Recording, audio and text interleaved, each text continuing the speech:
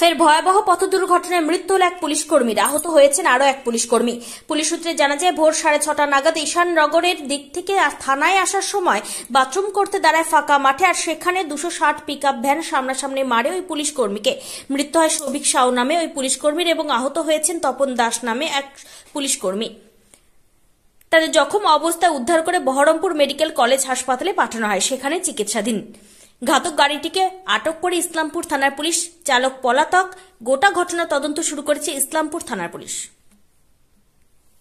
ওটা পাহাড়পুর গোপীনাথপুর ক্যাম্প থেকে ওনারা পরীক্ষার জন্য ইসলামপুরে আসছিলেন। সেই টাইমে ওদের বাথরুম চাপে, তখন ওরা বাথরুম প্রস্রাব ভিজছিল। সেই টাইমে একটা মুরগির গাড়ি তাকে অ্যাক্সিডেন্ট করে হয়ে যায় এবং তার সঙ্গে সঙ্গে একজন স্পট ডেড, একজন বহরমপুর হসপিটালে ভর্তি।